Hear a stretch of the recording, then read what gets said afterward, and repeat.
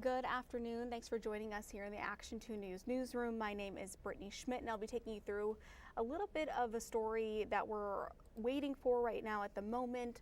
And it's a story that came into our newsroom. We kind of got an update. We learned about that there was another suspicious incident involving someone entering a home in Oshkosh. We are on standby right now waiting for an interview with Officer Kate Mann with the Oshkosh Police Department to tell us a little bit more about this latest incident.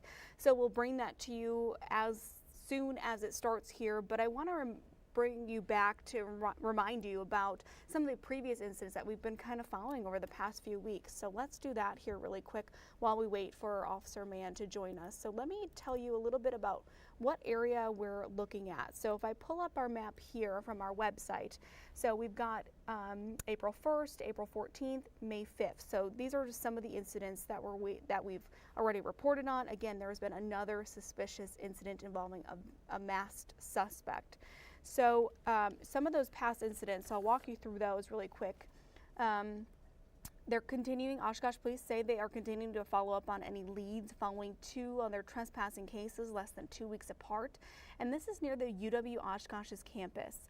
Both previous cases, we're told, involved masked men entering women's bedrooms. Now the incidents happened just a third of a mile from each other. Police say the first incident happened in the 800 block of Vine Avenue on the morning of April 1st. A woman reported a man standing in the doorway of her bedroom. When she yelled, he ran off. The suspect is described as about 6'2" with a skinny build. He was wearing a black jacket, dark pants, and a white mask. Here's some video that we took from that area a few weeks ago. The second incident happened on April 14th at about 4 a.m. on the 1200 block of Wisconsin Street. Officers say a woman woke up to find a man standing over her in bed. She screamed, and once again, we're told that the man ran off. Now, the woman described him as being college-aged, about 5'10" to 6 feet tall, with a muscular build. He had brown chin-length hair and wore a long-sleeved dark t-shirt with dark pants and a black ski mask that covered half of his face. Officer Mann says nothing was stolen from the homes and the suspects did not show any weapons. She says their intentions remained unclear. Based on different descriptions of the suspects, police are not sure if the two incidents were related. And we don't know yet if this new incident that we just learned about today is related at all. We're hoping to learn that as we wait for an interview with Officer Mann that we're going to bring you live here. But Mann, in the meantime, has reminded the community to continue to be aware of their surroundings. Lock your doors, lock your windows, all of those common sense things that sometimes we just forget about, or you're too tired to get out of bed and make sure that things are locked. This is a reminder to do that and listen to your gut. So a little bit more about the press release that we got this afternoon. Again, this came into our newsroom just this afternoon. Once again, we're waiting on standby to talk to Officer Mann with the Oshkosh Police Department to ask her a few more questions about this rash of really scary incidents. So the one that we learned about today happened yesterday morning at 1 a.m. on the 800 block of John Street. So a woman, let me pull this up here. A woman reported she had just gotten home. She walked into her bedroom and found a man standing at the edge of her bed. She told police. She screamed, ran out of the home, and when she returned, the man was no longer there. She gave this description to police. It was a man who was roughly 6'2" in height, wearing skinny jeans, a black shirt, and a ski mask. Sounds very similar to the other incidents that we have reported in the past, but again, we do not yet know if they are at all related. We're hoping to hear from police here shortly. I see some movement on our cameras. It looks like Officer Mann is being mic'd up, so we'll just give it a few more minutes until I pull that to you live. But officials are asking residents in the surrounding area, that map that you see there on your screen that we have on our website, we have all the details there for you as well. If you want to go back and look at the descriptions, I know I rattled them off rather quickly. Good information to have and to put into memory. So officials are asking residents in that area to check your surveillance cameras. Look for people, specifically a man, on your cameras. And if you see someone, contact Oshkosh Police.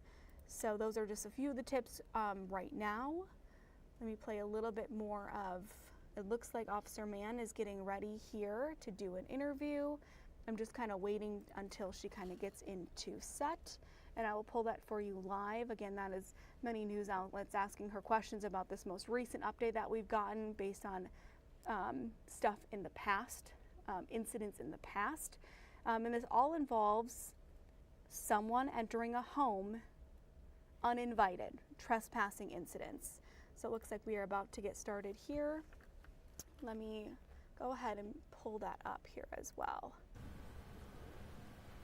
You guys ready? Yep. Yeah. Kate, we're going to ask you the easiest question in the world. Actually, it's the hardest. Your name, spell it, and title, please. Sure. Kate Mann, Kateemann, Public Affairs. With the Oshkosh Police Department, talking about the most recent incident. So yesterday morning at approximately 1 o'clock a.m., a female caller stated that she went home to her residence, which is located in the 800 block of John Avenue. She stated when she opened up the door to her bedroom, she saw a male standing near her bed wearing a ski mask. She stated that she screamed and then left the residence, and that she came back a short while later and this male was gone. And this is the third incident in the last month that's similar to this. Why do you think this keeps on happening, and do you think that it's related in terms of the 3 different instances? We are thinking that they are possibly related based off of the description. This last one did fit one of the other ones in particular, especially with describing them as like with a skinny build. What do you think the main holdback has been to being able to positively link all 3, if any? I mean, they're still under investigation. The one just happened on Sunday morning, but we are urging people to lock their windows, lock their doors, and if they do have video surveillance, make sure that it is working condition. And we're asking neighbors that live in the area to check their video surveillance to see if they have caught the suspect on camera. Do you know how the person or people are getting into the homes or apartments? It sounds like they're getting into either unlocked doors or unlocked windows. And then what would be your message to people in the neighborhoods who, they're hearing about this stuff happening, in their neighborhoods? Obviously it's frightening. I'm sure it doesn't usually happen, in their neighborhoods. What would be your message as a police officer to people that are pretty nervous right now, potentially? Yeah, so just always be aware of your surroundings. Keep your cell phone with you at all times. Make sure that that is charged as well. And again, it's very, very important to lock those windows and doors as well. And if you do have that video surveillance, make sure that it is working, that the batteries are charged, is plugged in, because that's really helpful for us if we can get a picture of the suspect. And if somebody finds themselves in a situation where there is somebody in their house that shouldn't be there, what should they do? Yeah, so leave immediately, and then also call us immediately. Some of these cases, they have been reported hours later, so we do urge people to report right away. So are there any similarities between the victims or anything you can talk about concerning that at this time? All the victims are female. That's about the information that we have, and the location too where this is happening.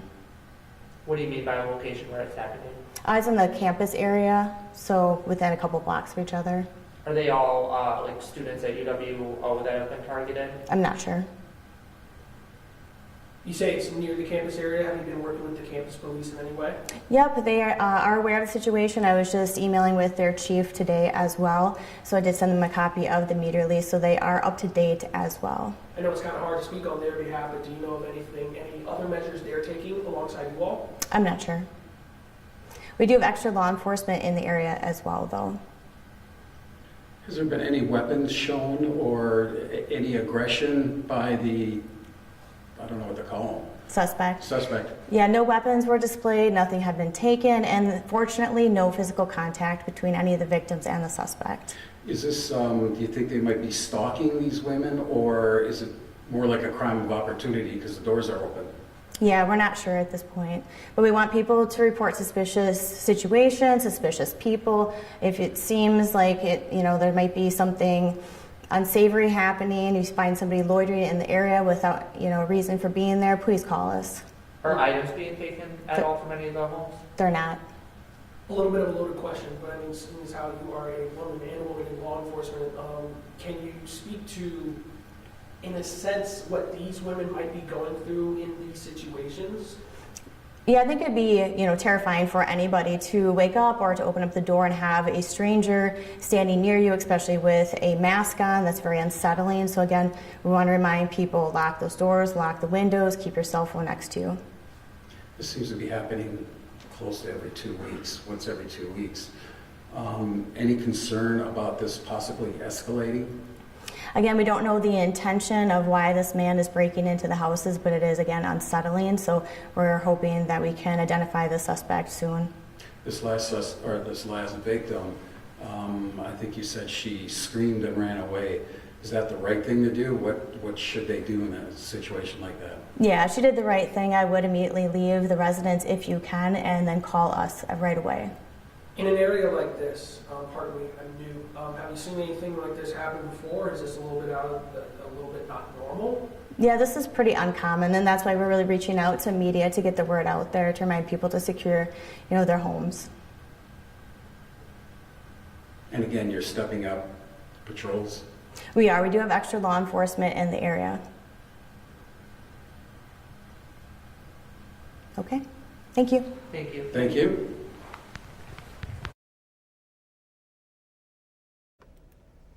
All right, you just heard from Officer Mann with the Oshkosh Police Department tell you a little bit about the most recent incident and what they learned throughout the investigation that's now been going on a few weeks. Let me just recap a little bit of what she talked about, and I'll bring up this map again so I can show you the area that we're talking about. So she said it is near UW Oshkosh's campus. So you can see there the incident that happened on April 1st. Then you've got May 5th, April 14th, so in this general area. And what they're saying today is that they think that they may be connected just because of the description that the victims were able to give to police. They think that these may be connected at this time. They're asking everyone in the area to remain vigilant, to report suspicious activity if you see it. Again, they think that this person is getting in through unlocked doors, unlocked windows.